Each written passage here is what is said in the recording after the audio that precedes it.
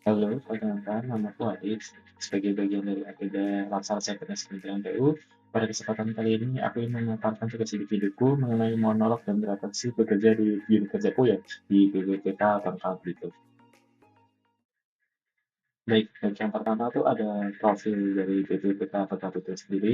BPPK Tangkap itu sendiri itu merupakan bagian dari divisi Cipta Karya ya, dari Kementerian Pekerjaan Umum, di mana BPPK Kepulauan Bangka ini punya tugas untuk melaksanakan perencanaan program dan anggaran perencanaan dan pelaksanaan teknis, fasilitasi pembinaan dan pengendalian teknis, pemantauan dan evaluasi, pengelolaan informasi pelaksanaan pembangunan, penyelenggaraan sistem penyediaan air minum, pengelolaan air limbah domestik, pengelolaan drainase lingkungan, dan pengelolaan persampahan, serta penataan bangunan gedung dan pengelolaan rumah negara, dan pengembangan infrastruktur kawasan strategis dan kawasan strategis nasional tertentu, penanggulangan pasca bencana, dan peserah terima aset di wilayah Kepulauan Bangka Belitung.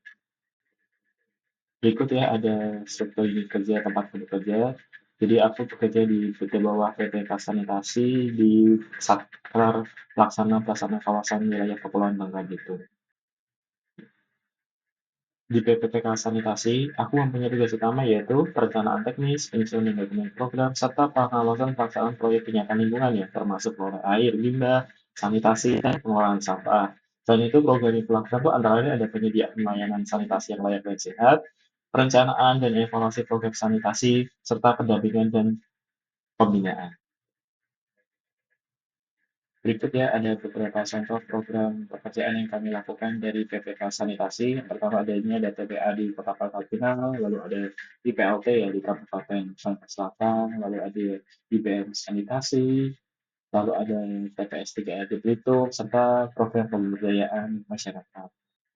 Berikutnya ada standar layanan kita ya di PPK Sanitasi. Pertama ada keterjangkauan akses dan kualitas dari sanitasi itu sendiri, lalu ada kepatuhan terhadap regulasi, terus ada keberlanjutan program, serta tadi ada peningkatan kesehatan masyarakat ya sebagai tujuan utamanya.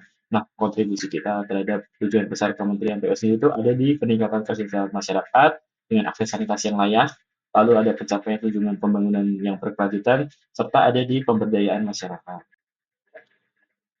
Selanjutnya ada refleksi diri ya. Jadi sebagai ASN itu apa saja sih hal-hal yang sudah aku jalankan sebagai nilai-nilai Smart ASN yaitu ada di pemanfaatan teknologi yang ada ya termasuk AI dan lain-lain. Lalu ada bekerja dengan hasil yang terukur ya. Lalu ada kolaborasi yang efektif dengan berbagai tim. Lalu ada adaptasi cepat ya apalagi di lingkungan kerja yang baru.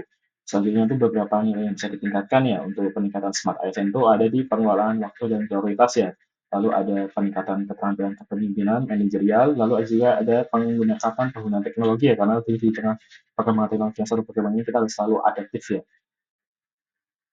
Terakhir ada beberapa komitmen ya dari aku untuk aku terapkan ke depannya dalam jalan tugas saya sebagai ASN di Kementerian Pekerjaan Umum. Yang pertama ada untuk meningkatkan komunikasi dalam transparansi ya. Saya akan memperkuat komitmen komunikasi antara tim dan pemangku kepentingan lainnya dengan memastikan tuh informasi itu terkait status, penilaian dan pengelolaan sanitasi itu dapat diakses dengan mudah ya supaya meminimalkan komunikasi ya dan pengurusan pengambilannya itu menjadi lebih cepat dan tepat serta memastikan setiap pihak itu dan punya pemahaman yang sama ya terhadap tujuan dan progres yang ingin kita capai. Lalu ada implementasi, monitoring, dan evaluasi yang lebih rutin ya. Saya akan berusaha ya untuk memperkenalkan sistem monitoring yang lebih sistematis dan berbasis data ya dengan memanfaatkan teknologi yang ada seperti Excel, Odol, ataupun lainnya. Dan dengan pendekatan ini tuh aku harap kita dapat mengidentifikasi potensi masalah dan mengambil langkah preventif sebelum masalah tersebut berkembang lebih besar ya. Ini juga akan memastikan bahwa program yang kita lakukan itu tetap berjalan sesuai dengan target yang telah ditetapkan dan standar yang diinginkan. Sekian dari saya, kurang lebihnya mohon maaf. Terima kasih.